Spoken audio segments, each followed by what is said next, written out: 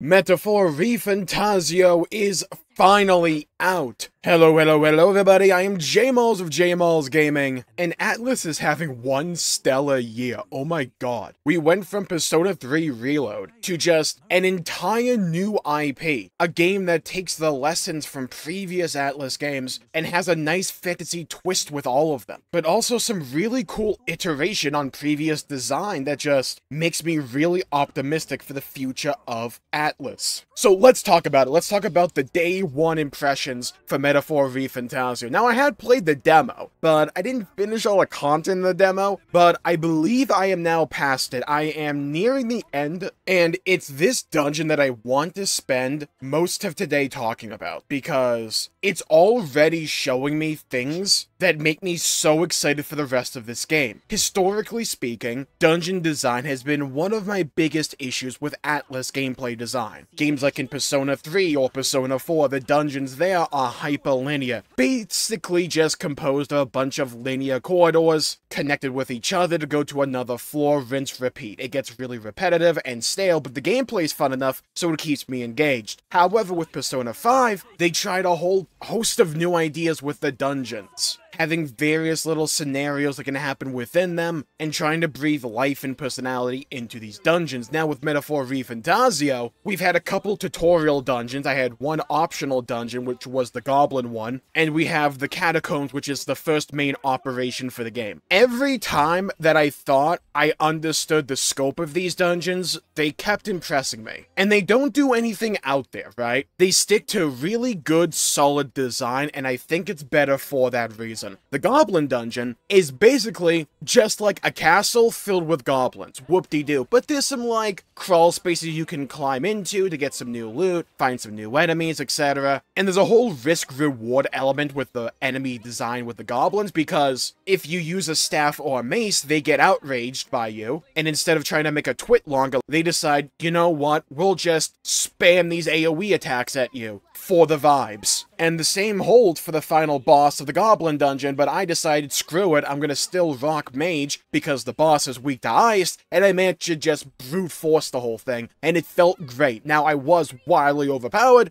because I grinded a lot off-stream with Mage just to replenish my MP, and we'll talk about that in a bit, but I like how this game has risk-reward gameplay design, but it gives you ways out of it, if you're willing to put in the grind. And if you don't want to, sure, you can just leave, come back another day, but then you'll be inefficient doing the overworld activities, but it's more time efficient. But if you don't mind the grind, and I don't, then you can just swap on over to Mage, grind out a few mobs repeatedly, and you can get your MP back. It's very nice. A lot of the times I tend to find MP management to be more of a thing earlier in Atlus games than later on, because later on you've stockpiled a bunch of items or just ways to overcome MP inefficiency. So the fact that these different archetypes give you different bonuses in the overworld in these dungeons is so nice in my opinion. It gives good class identity and customization. Well, maybe not customization, but in terms of being able to mix and match what my party is composed of, that's quite nice. I do kind of wish the MP generation stacked the more mages you had in the party, but honestly, the only issues I have with this game are mostly nitpicks at this point. But I really want to hone in on the dungeon design so far with Metaphor Refantazio, because on first impression, it's arguably the best dungeon design I've ever seen from Atlus, though I haven't played all their games yet. In the tutorial dungeon, which is a cave, you have this one moment, and the dragon. We all know about it. It's not this, like, new, illustrious detail that I'm bringing to the table or anything like that, but it's really good, simple design. There's a dragon, he's asleep. If you're too much of a coward, you can walk away from him or around him, don't make too much noise, or you might wake the dragon up. Or, you can be like me,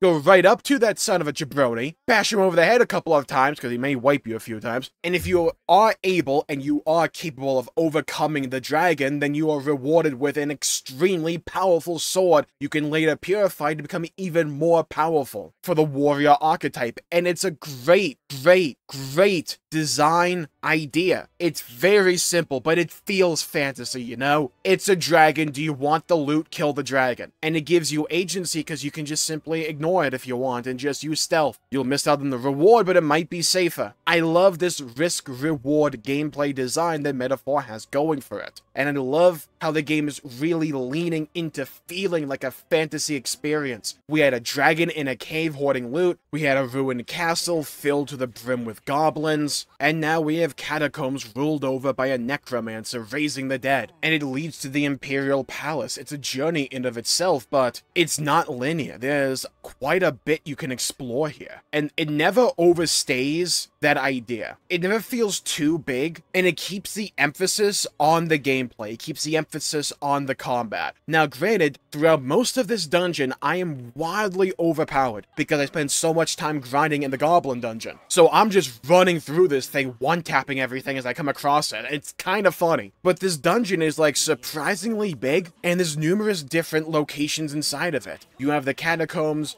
You're going through, like, the kingdom's main castle location, or the palace, going across this location that feels like it was constructed by a bunch of leftover 2x4s. It's good visual variety, plenty of paths off the beaten track, with a few decent rewards. There's a couple of scenarios that can happen throughout, like meeting up with the character I called Nia from Xenoblade 2, and there's decent story development that happens inside the dungeon itself. We learn more about this, like, antagonist necromancer for this dungeon specifically. We get some dynamic with the King's Guard, the White Capes, Katarina, who is the Nia character that I talked about before, and there was one moment that I was pretty dang impressed with. At some part in the dungeon, you'll come across a chest. It's elevated compared to everything else. It's abundantly clear that this chest is really important, but you don't have access to it because it's locked. You can eventually find this dying NPC who's like, look, there's a treasure here, it's really important, we cannot let it fall into Luis's hands, or the necromancer's hands. It cannot be allowed to happen. I'm going to die here. It's safer in your hands compared to them. Here's the key. And you go to open up the chest, and you're kind of disappointed because it's just an amulet, right? Like, whoop-de-doo. You can't even equip the thing. But then later in the dungeon, there's like this room that is split in half, and the way to get to the other side is by crawling across this statue. And you think, okay, cool, whatever. But if you get to the very bottom of this room, and you go up to the statue, you can then use the amulet. And mind you, throughout this time, I had been observant enough to know that there's a room somewhere with a chest there. I just can't find a way into it. But at the bottom of this statue, I get this prompt to use the amulet. And the statue, which was essentially a guy putting his fist together to make a walkway, the statue lowers. And it lowers just to the room with the chest that I couldn't get to. I'm like, oh, okay, how do I get back up there now? So I have to find my way back up there, I go across, and all of a sudden, I now have access to the real treasure of this place. And then the treasure chest is revealed to have this pretty rare cloak in it that gives me +3 magic, but also increased evasion against dark. Now, I might be stupid because I can't find this thing in my inventory for the life of me, but it might just be restricted to a certain archetype or something, I don't know. But like I said, and this is going to be a theme for me when it comes to the dungeon design here, it's basic, but it nails the basics. Nothing too over the top or grandiose, but it feels like good fantasy, and it rewards exploration. It rewards you going off the beaten path and trying to uncover everything. You don't have to, but you're nicely rewarded for doing so.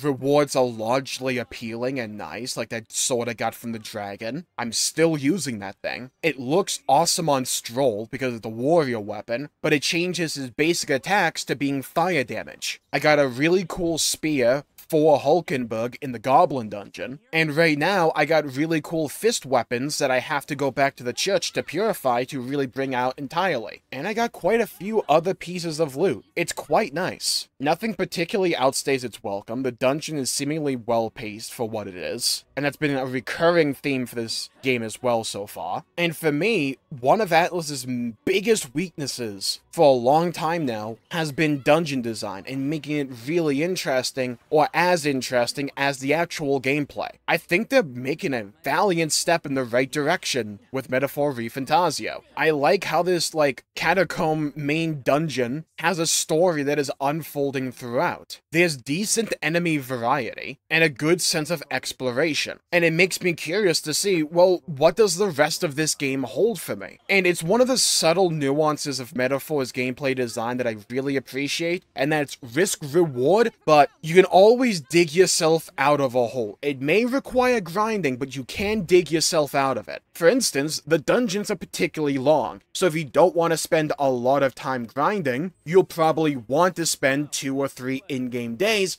going through these dungeons. I'm a Persona fan. I've played Persona games before. I know that the efficient way to go about doing this is to get the main dungeon done in a single day, so that's what I always try and aim for. However, the dungeon's quite big, and chances are by the time you get to the end of it, because I'm playing on hard mode, my MP will be near 0. And I could either try desperately to beat out the remainder of the dungeon and the boss with no MP and be an idiot like that. I could use some MP restoration items for a little bit of leeway, which could be enough. But they give me Mage. And with Mage, I can just go back to the first room of this dungeon, or like one of the first rooms. Since I'm over-leveled already, I can just one-tap all these mobs in the overworld combat, get my MP back, or at least enough back, and then I can just pick back up where I was. If I'm hungry for money, I can just swap to Merchant and do the same thing. And I think Healer heals my party every time I defeat an enemy, in a similar way to Mage restoring MP. I like having these options. I really do. Especially in an RPG that is going to be as long as Metaphor Refantazio. I like having these options available to me, because sometimes it's not even a matter when it comes to gameplay design of whether or not you partake in an option. It's a good feeling knowing that the option to be able to grind is there, to be able to dig yourself out of this hole. Just knowing that it's there can be nice gameplay design. Maybe one day I don't feel like grinding, I can just keep pushing my luck, or I can just say screw it, go back, rest up, maybe do some overworld activities, then come back to this dungeon and pick up where I was, because the checkpoint system's quite dang good in this game. I can do that, or I can grind. I like having those options available to me. So yeah, those are my thoughts about Metaphor Refantazio, day 1 after launch. I believe the demo would have ended after the first, like, mini-boss against the white-clad jabroni in the dungeon, so I believe I'm past the demo part of the main dungeon. So yeah, I think I'll call the video there for the day. Thank you all for tuning in, my pleasure for making the video. If you enjoyed it, please leave a like and subscribe. It really helps the channel out and helps support future content, and I greatly appreciate it. And comment down below with who your favorite character has been so far in Metaphor Refantazio. Honestly, for me, it's kind of hard to choose, though I do think Captain Klinger was a ton of fun. So with that, bye-bye everybody. Make sure to leave a like and subscribe, and as always, until we meet again.